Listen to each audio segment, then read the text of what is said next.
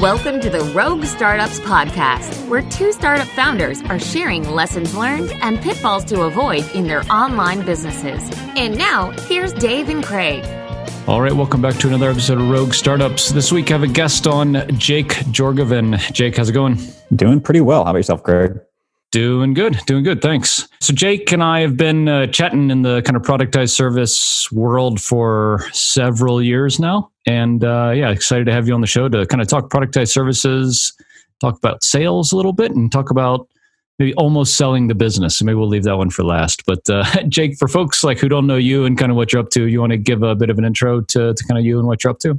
Yeah. So basically, my name is Jake Jorgovan, and I have two primary businesses. First one is Lead Cookie. We're a done-for-you LinkedIn lead generation service, and we're actually doing full. I need to get better at my one-liner pitch here because we now actually are doing full outreach across email and phone as well. So basically, a full kind of lead gen agency there. And then my second business is Content Allies, where we turn consultants into thought leaders through content marketing. So that's kind of another business there. And then I do a lot of publishing on my personal brand, my website. I've got my own podcast, blog every week, and stuff like that as well. So that's a bit about me.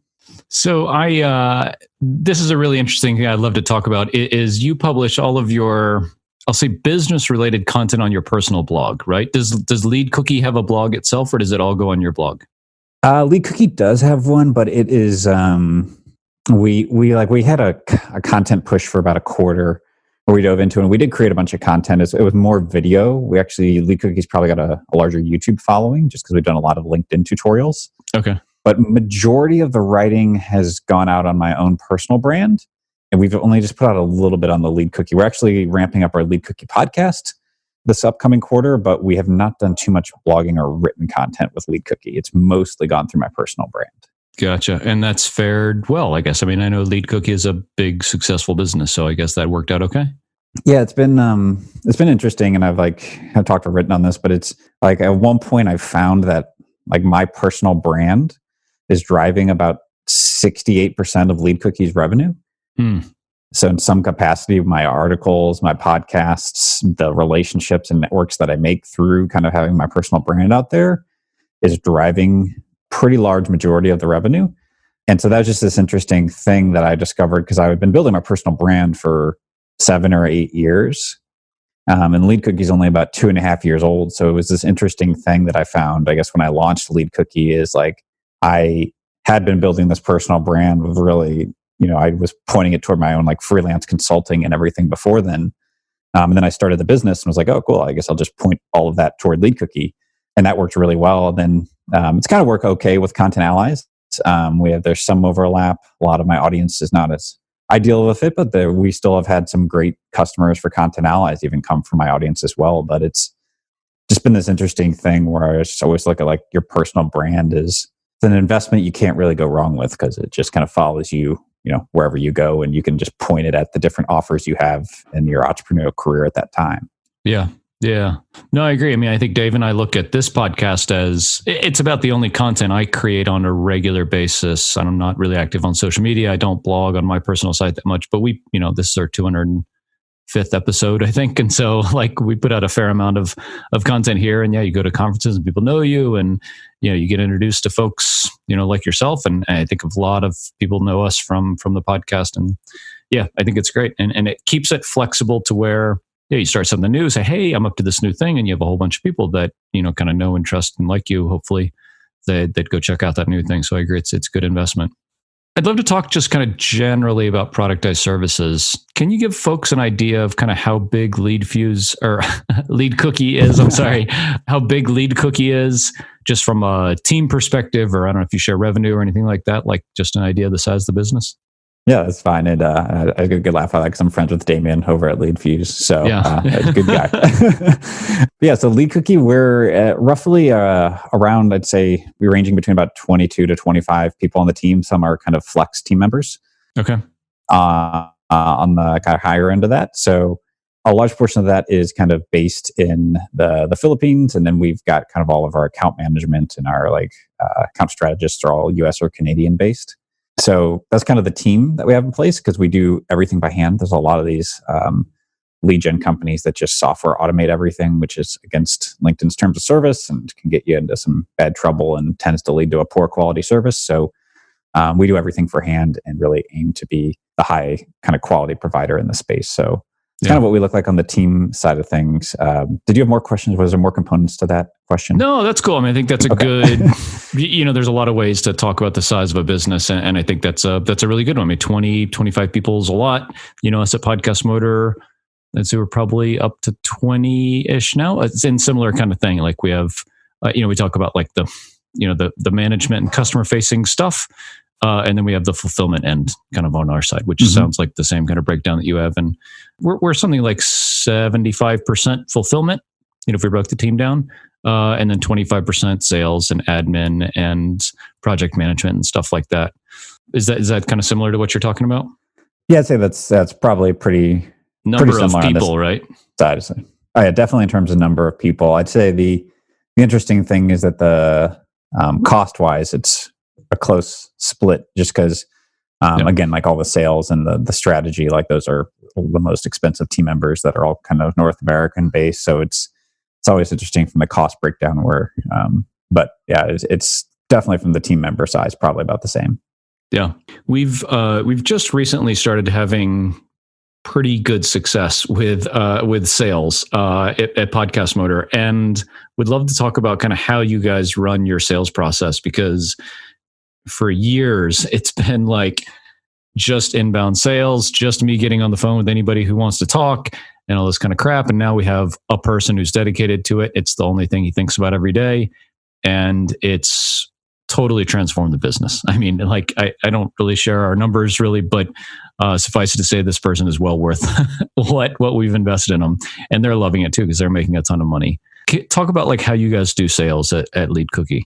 Yeah. So basically at the point whenever I was like ready to hand off sales, I basically was kind of looking around and like there's an interesting thing with, I think this is the case for a lot of productized services, but it was definitely the case for like Lead Cookie was that, we get so many leads that we can't help. Like if someone comes to us and like is like, hey, I run a software development company and we work with enterprise and startups, or like we do SEO and PPC marketing for small businesses. Like we can't do lead gen for that because like there's just a horrible value proposition and like there's no niche. There's just nothing unique about it. And like we get tons and tons of these bad leads in.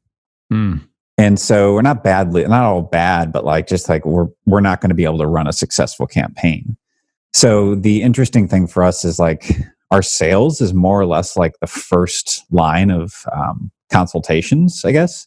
And so really what I ended up doing whenever I hired sales is I found these two guys, Isaac Marsh and Jeff Doler, who were doing basically, they had their own kind of cold email and outreach agency, and they were, running 5 clients at a time, and just the two of them, and they had this, good little business, but they were not loving the entrepreneurial side. They were loving like the implementing and the craft of doing the work, but the whole like, oh God, I have to like think about running a business and growing a business and like all these like aspects, like they weren't loving that. Yeah.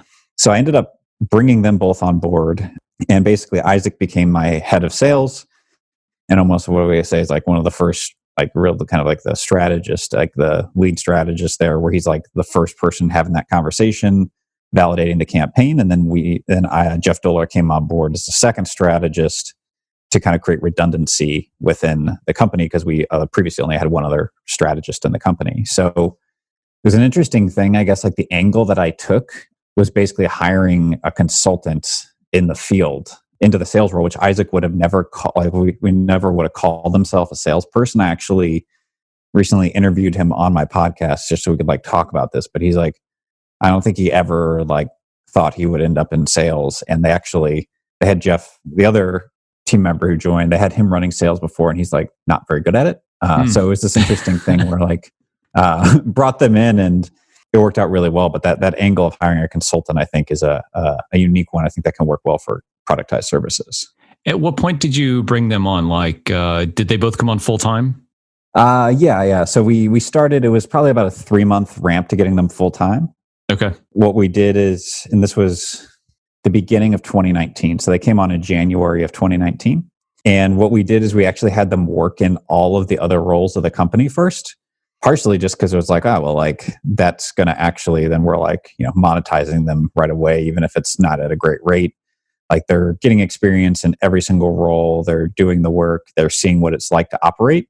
And then over the course of 3 months, slowly ramped them into the strategist roles. And then Isaac into the sales role. Took probably about 3 to 4 months in total to get that entire handoff complete. Okay. Yeah. Yeah, I think we've seen something similar. 4 months, I would say. And we were not as smart about transferring like this subject matter expertise from my head to Chris's head. Chris is our sales guy, Chris Post. I think that's a complicated thing to do in any sales role. I mean, I used to sell like enterprise level medical equipment. And I mean, we were engineers. I literally have a biomedical engineering degree. And so like I would have to go in and talk to the doctors about the engineering stuff and to the procurement people about buying and to the administrators and CFO about the finance stuff. And like, there's just a shit ton of knowledge that you have to be able to talk to. And I think this is to a lesser degree, but even, for us, it's like people come in and talk about podcasting and this and that and the other and RSS feeds and hosting and strategy and all this kind of stuff. And I think for people to expect a salesperson to come in on the first day and hit the ground running is crazy. And unfortunately, I think this is the thing that keeps people from hiring salespeople, because like if you were guaranteed, like for you and I, like on the fulfillment level, you're guaranteed that when you bring someone in to run like your LinkedIn outreach stuff, they're going to add this value that you can charge for. And for us, the same thing. You're bringing an audio editor.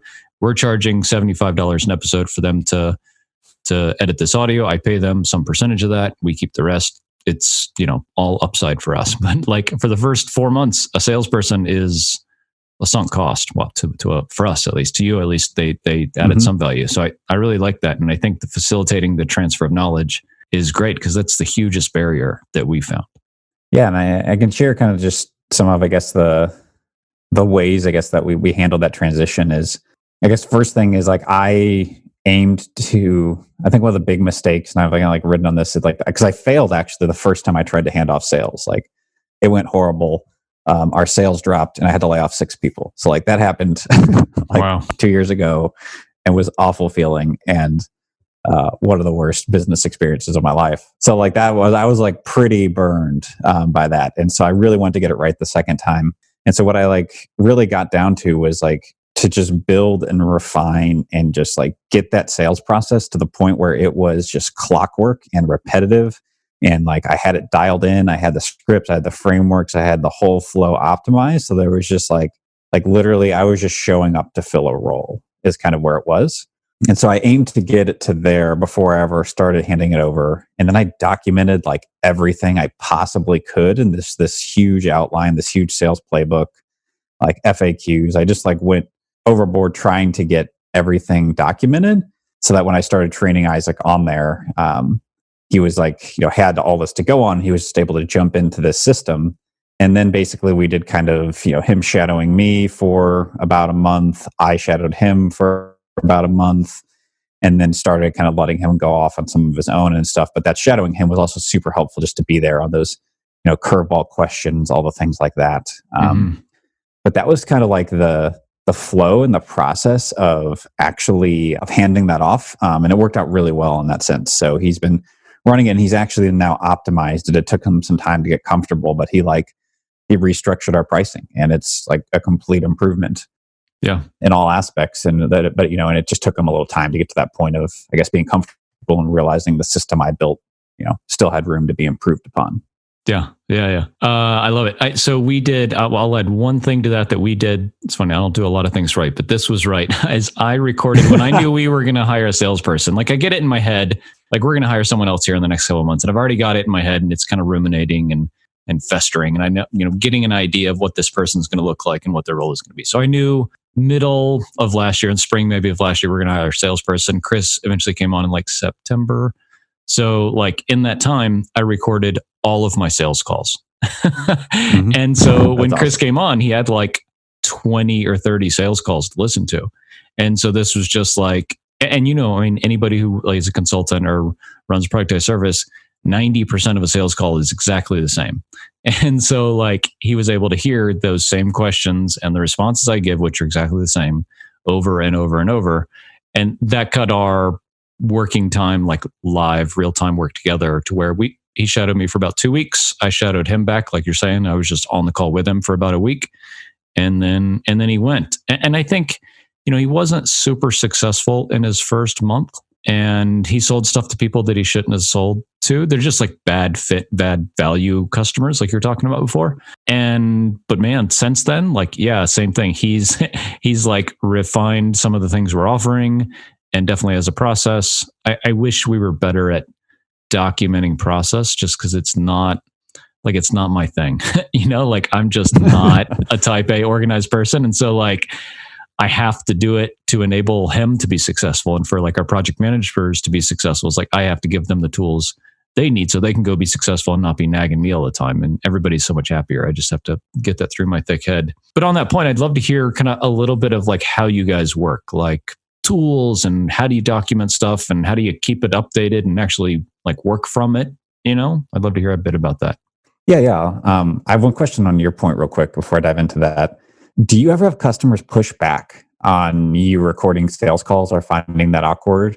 No. At all? Never. Like, no? Okay. No. And I just told him, I said, hey, we're in the process of hiring a salesperson. I'd like to record our calls so that, we can use it for training purposes. Is that okay? And I don't remember anybody saying no.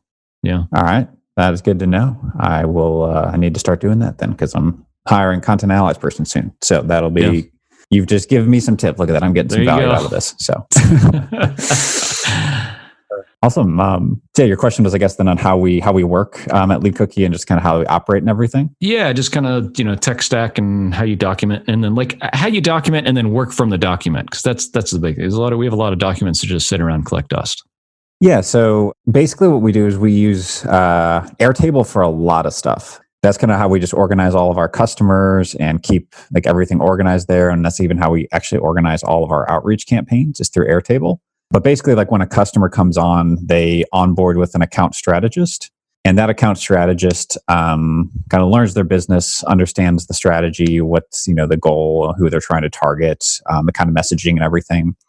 And they create a Google Doc, which includes essentially the targeting of who we're going to reach out to, and like the campaign plan, as well as all of the scripts. And from there, we have basically a kind of like our US team of like managers. They oversee, and then what we do to just like keep quality control really high, because we have team members in the Philippines who are sending messages on behalf of our customers. What we found works really well is we have our US team take kind of the document that the strategists build, and then they copy the scripts over, and they copy the targeting, and they basically drop that into these systems we've built that the Philippines teams can work from, to where it's almost error proof unless a US team makes a mistake, because the Philippine team is basically like where they work, they're getting access. Like we're giving them the access of saying, hey, here's your search queue, here's your messages, this is what you need to do and send. Mm-hmm. And so we build these like kind of custom process documents for each role. All within Airtable? Those search pieces. We use Airtable to organize it and link it. But yeah, we use Airtable as kind of our core organization of almost everything, like Airtable and Google Docs. Those two things. And actually we use Trello a little bit.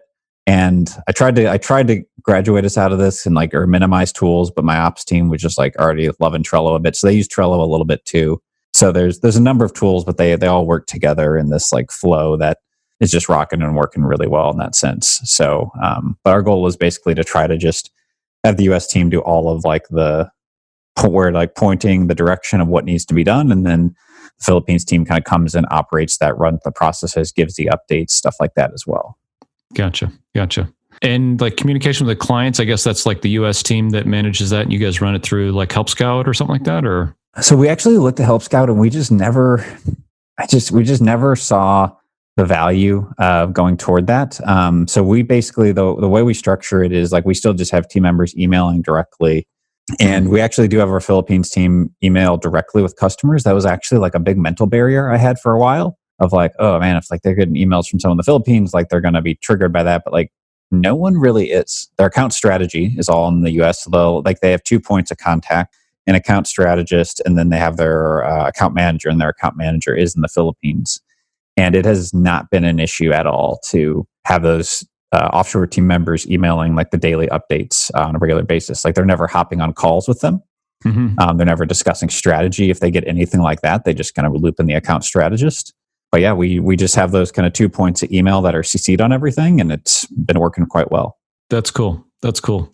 Yeah, we use Help Scout for just kind of keeping everything in one place. And we ask our customers, please just send everything to this email address. All of us are in there all the time. We'll figure out who needs to kind of take care of your message. And that's been fine. I think, like one of the things we tried very hard across both businesses to avoid is like siloing. So like direct messages in Slack, emails like one-on-one that's not in an inbox that everybody can get access to, all this kind of stuff. And so like for that reason, we try really hard, all messages go to hello@podcastmotor.com and we'll figure it out from there. The thing that like from a workflow perspective, I feel like we don't quite have worked out is like when we're onboarding a new customer and starting a new show for them. Because like for us, starting like taking it over existing podcasts, like you say you came to us and say, hey, can you guys start editing my podcast? Yep, no problem. It's literally like no extra work for us. But we have these extra services where it's like, hey, we're gonna help you launch your podcast. We're gonna create the image and submit it to iTunes and all this kind of stuff. We've gotten the first like 90% of that really nailed down. And it's all run by a gal in the Philippines, actually, which is really great because she just totally gets it. And I feel like the last part that we don't quite have is a little bit what you're talking about, which is like there's a consultative kind of thing that comes back right when we're about to launch the podcast. And this is like the really value added part. And to hand that back, like to me, seems weird. It seems like taking authority away from her. She's been running the whole thing, coordinating, submitting to iTunes, all this kind of stuff. And then for me to get back and say, okay, we're here. Here's all the stuff. Here's some strategy about how to launch, just seems weird. And so I think like talking about, this mental barrier, I just have, I have something I need to get over there, or we need to do it a different way because something doesn't seem quite right. And I feel like we're not quite delivering the badass value that I feel like we should be in some way there. I don't know. It's weird. Yeah, I can see that. And like I'll say there's no right or wrong kind of on that stuff, but it's just maybe like an experiment of trying to, because I've even tried at times to like, just be like, all right, I'm going to try to let this person own it. And then you're like, it didn't work. And yeah. And so, or it's maybe just like, how can the process kind of flow a little different or something? But it's interesting though. Those are the challenges that sometimes you just got to kind of like step back and rethink everything through a bit from the get-go. I'm trying to do a lot in the customer success, and this has helped a lot just many times to try to think through that whole customer onboarding experience over and over. There's just like every time you come back around and do that, I feel like there's always something like that last 10% that can end up making a huge difference there. So yeah. Oh man, you'll get a crack out of this. So I had when this gal came on with us, at the same time our sales guy came on because he was starting to sell these packages that are really intense, and I was doing all the work before, which is why I hated it because it was like I don't have the mental space to do all this work. And so I said, okay, I'm going to create a document that lays out everything that we do here, and you take it and run with it. Everything that you think sucks, put in this document, and I'll do the same thing. And so we put this stuff in this document, and I just looked at it over the weekend. It was 2.5 pages long. And in like 3 months, it's down to like 3 lines that we still have to implement. And I'm like, this is great. Just writing it down. I hadn't looked in the document in like 2 weeks, but I think just looking at like writing it down, looking at it like once or twice, I kept it open for a couple of weeks.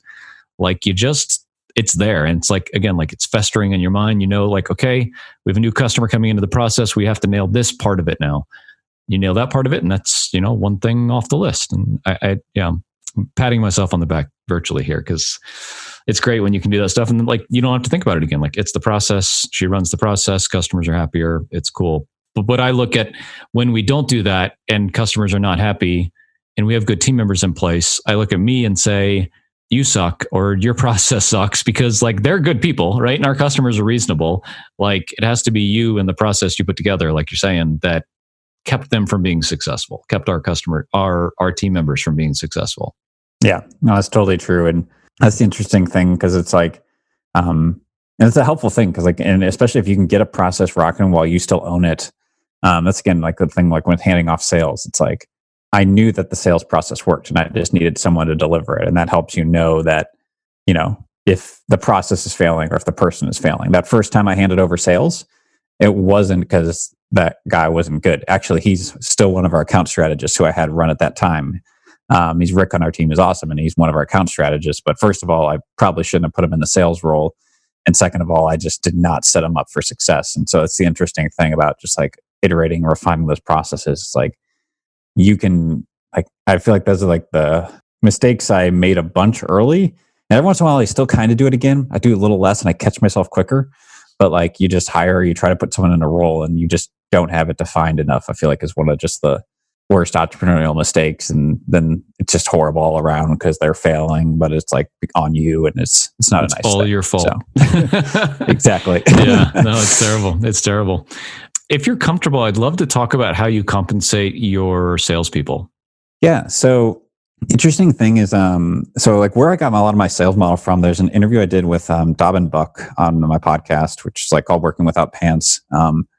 And I did this with him and he runs Get You Wired, which is I think they're the number one Infusionsoft agency in the world. And so it was really interesting because I actually got a lot of stuff from that, like him. Like, first of all, they like structure their team in pods to like organize how they do their ops. And then they have like shared resources.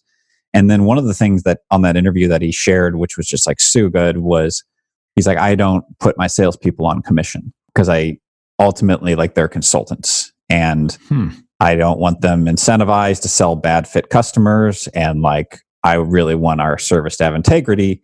So like, I want them to be incentivized by the overall growth of the company, but not tied in any way to any individual sales. So that way, like they're always making the decision that's going to be in the best of the company, because otherwise, they can just sell a crappy 90-day launch package or something, get someone in the door, make a little bit of money, and then like they're going to churn off and they made some money, but the business is, in a worse spot for it. And so that was just really interesting to hear his perspective on that. So basically I have, for the first year, had Isaac basically just on a flat kind of just retainer salary with us. And that was kind of how we did the first year. And over time, as I really wanted to, I guess, align incentives and like figure out a way to make this, improve that, and also step away from the company, I actually started tying his compensation to a percentage of overall company revenue. So again, it's very much incentivized to assign people that are going to be best for the company long term and not try to, just, quick hits of cash or something. But that is kind of how I've structured it now. So it's not in any way tied to an individual sale. And so that's kind of how I've structured or adjusted it over the past year, and where we've kind of landed on right now. And it's been a good shift, I guess, since making that, because I feel like it's just, I actually took him and I took another ops team member and kind of put them on that same model where they had that ability. And it's just, I think tying people's compensation like that gives them a whole lot of ownership and motivation to figure out, like, and just think in many ways on like how to grow the business versus that being all on your shoulder as the entrepreneur. So it's been a really interesting shift to see that, to where like I don't feel like I'm the only one pushing things forward anymore, if that makes sense. Yeah, 100%. 100%. I talked about, I think on our last episode with Dave, is that bringing on a salesperson is the first time that someone else has been moving the business forward in 5 years, and it's totally liberating, because it's a whole part of, the business that I don't think about.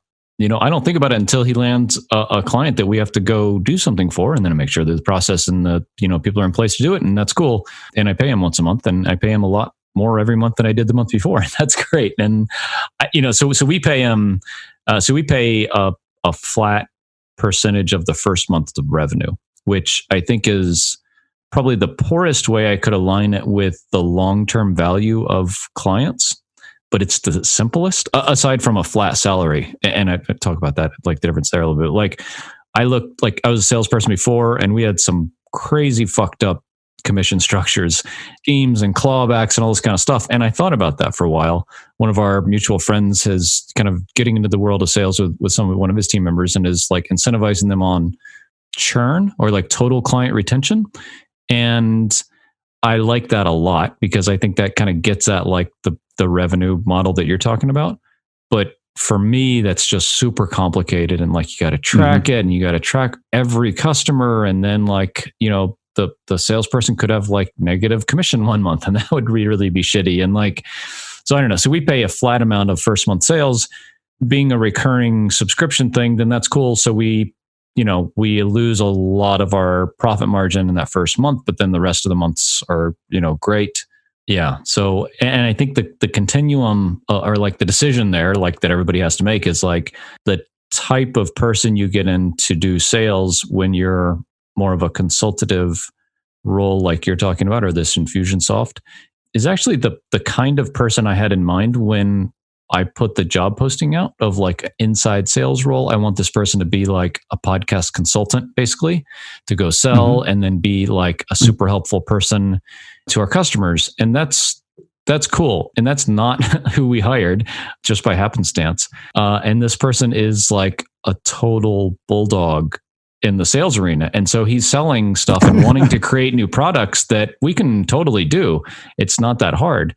And the cool thing about it, I think, is when you find the person that wants to work for commission, for a larger percent of their compensation to be commission, then you find somebody who is going to go out and really push things forward. And so for us, like, we're a smaller company and we're probably don't have the processes and stuff like that. So he's just got to go figure all this stuff out to a bigger extent, probably than like you could hire a larger range of people and maybe pay them less to fill a sales role like you have, that's more structured and they have more kind of resources around it. I don't know. That's how I look at it, at least. Yeah, it's always interesting hearing like the different ways people approach it. And I totally get where you're coming from on that. Just like the simplicity of it. I did referral commissions. Actually, we still do them. At Lead Cookie is like 10% of revenue, and it's a pain to track.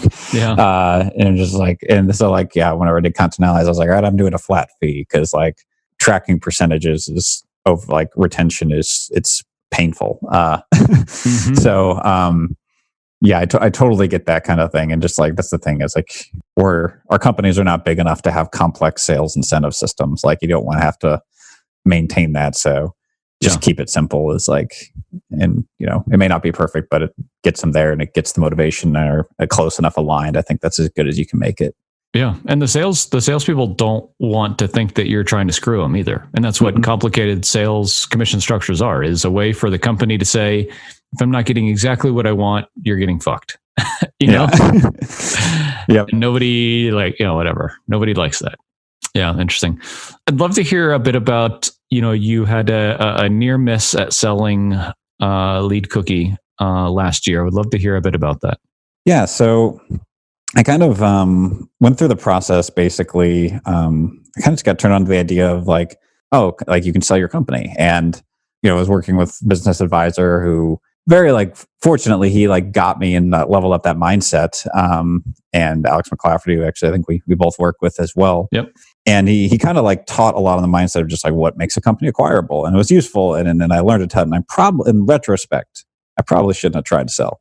But anyway, I had the company, I had handed off sales and was like, this is awesome. Like, all I do now is marketing, which is one other point I'll just quickly say is that just handing off sales doesn't mean anything. You still have to drive leads. That's been another important lesson. But basically, I got out of the sales seat to the point where I really was able to not work much on Lead Cookie at all. And I still don't much to date here. And I was like, all right, I'm going to try to sell this. Like, why not? We're at a good spot. Like, it's an interesting thing. And I knew that they're like Lead Cookie, like we've got platform risk. Like, we're heavily built around LinkedIn. We're in the outbound area, which, cold email's been heavily disrupted. LinkedIn could be disrupted. And so like, there's just a lot of platform risk and volatility in our market. And I've always was kind of like hesitant to sell, I was honestly for a long time, I was like, no one's going to ever buy this company. Like, this is like, why, like, it's such a volatile industry. And ultimately that was pretty well correct. But like, I just decided to like go have a conversation and talk to some brokers as I was like getting stuff ready. And what I've learned in retrospect is that brokers will tell you anything to get you to sign with them because their commissions are insane on these deals. And even if you sign with them and they don't sell, like they like, it's insane. Like for making an introduction and like preparing a report, that broker's going to make like minimum like 30 grand to like upwards to like up to like 100K on like your deal.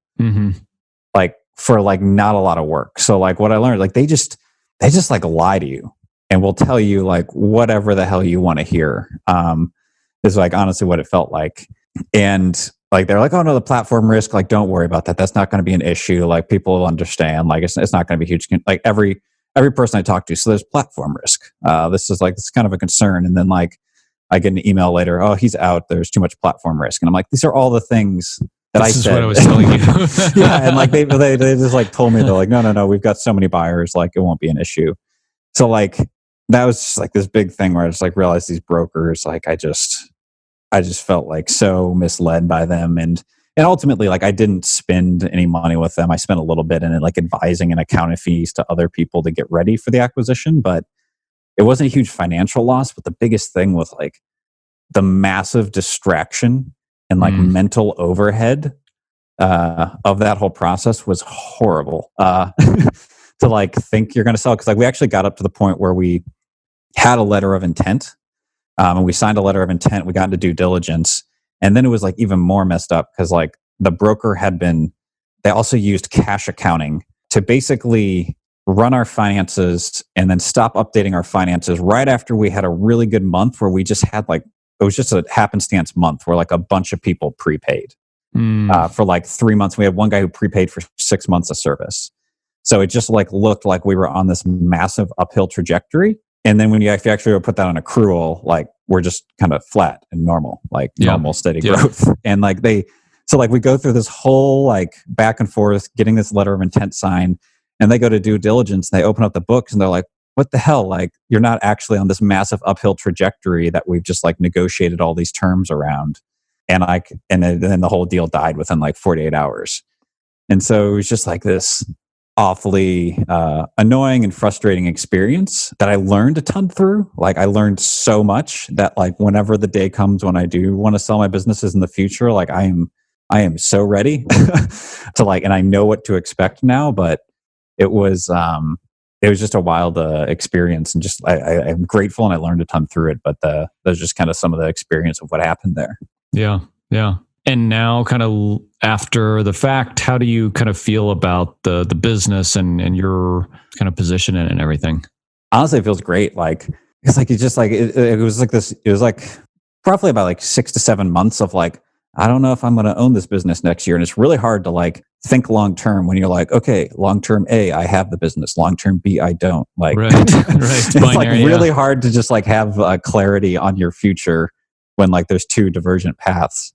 And so like literally like the day like it didn't go through, I was just like like breath of fresh air. I was like, cool, I'm not even pissed. Like, all right, onward. And it just felt great. And like I'm at this point now where I'm just like, I'm excited, I'm reinvigorated. I'm just like doing like marketing stuff, and I'm just like, oh, this is so cool, because like now I'm just like gonna do marketing things all day, which is what I love to do. Like my unique ability is I love to create things. So I'm just gonna create marketing things that drive leads all day. And like that's what I'm going to put my time toward the business toward, which is what drives me and gives me energy. And then I just know that doing all these fun things, creating content, appearing on podcasts, the things that I enjoy, these are going to somehow lead to like my increasing my bottom line and stuff. So it's like really cool because I just get to do the things that are fun to me now, because I did, I guess, over that year, build the business where it doesn't need me for really anything other than marketing and lead driving, essentially. Yeah. It's funny. I was similarly close to selling a business last year. And yeah, it makes you really appreciate what you have after the fact, because you're like, this is the best business. I don't have to do anything, and it makes whatever decent money. Like the opposite, I think, is you sell the business and then you have a bunch of money and you're just going to sit there and say like, well, what do I do now? You're just going to go do it again. Right. So like, that's how I feel about it. It's like, I've always, I've talked about it very openly on the show here. I've always wanted to sell a business and just make a bunch of money. But I think what I realize now is like, unless and until I can sell for the amount to where I can never have to get on the computer again and can just like buy a sailboat and go around the world, I'm going to keep doing this because this is fun. It's the best way to earn a living and like create value and stuff. And if I sold a business for $500,000 or $2 million or whatever, I can't retire. So I'd have to go do it again, which is a hell of a lot harder than just keeping doing it for the next few years and getting the value out of the business and the dividends and the earnings that I can make in that time. So yeah, I think selling on the low end is really overrated, I think. Up to $5 million that you can bring home. If I could bring home $5 million, that's a different story. But up until then, I don't know. If you like what you're doing, I guess the caveat. I guess that's true. There's like there's a like startup 50K exit. I'm gonna find the name of this podcast because this was like a really interesting one. Well, I can't remember the exact name. It was like Startup Chat or Startup Stories or some show, but it was like how 250K exit is life changing. And I think like the interesting thing that like to look at is like, I guess to like counter that point a bit is like, I guess from my perspective was like part of one of the reasons I wanted to sell it is just because like the volatility of the lead gen industry and just being like, this is like not an industry I want to keep building in.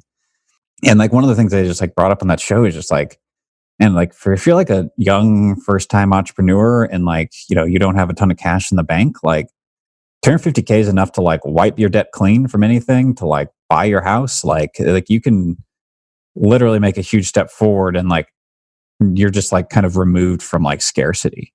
And so even like a small sale like that, like it's almost just like they kind of like describe it as like a checkpoint. And then like, you know, because like reality, like if I were to like go back and it's like, oh, what's business am I going to start? Like, oh, business in the lead gen industry? Probably not. Like there's a lot of like long-term flaws in that industry.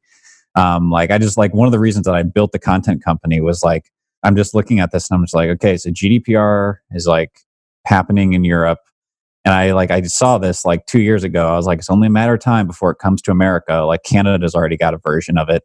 And then now California is introducing this Privacy Act, which is not a huge deal, but like, I'm just like, you know, this outbound is just going to die. Like it's going to die over the next 10 years or get like really, really hard. Mm-hmm. And so like, those are all the things where like, I think where you can look at an exit is like, there's times where I think it does make sense where like you can just checkpoint, get out, and then like go build something fresh with all of like the new lessons you've learned and build something that is like long-term stable, which is like when I built the content company and like Content Allies, like I was just like thought through that meticulously to be like, what is a model that is going to still be relevant 20 years from now? Because that's what I want is a company that's going to be awesome 20 years from now still. Yeah. And like, that's kind of the mindset I went to. And it's harder and it's slower to build, but I know it's like, once I build it, I'm just going to like be ecstatic for the rest of my life and have this amazing asset kind of thing. So it's another kind of perspective on that as well. No, for sure. I mean, I think the risk mitigation is a huge one. Yeah. I mean, if you have platform risk, which I think is what I would call, you know, the lead gen industry, or like industry risk, which I think we have with podcasting a little bit. Like podcasting is really popular right now, and one day it might not be, and that's the risk we have, I think. But the value we have is whatever, not going away as long as the basis behind it stays. But yeah, I think about that. It's like there is risk in every business, even blog content or whatever.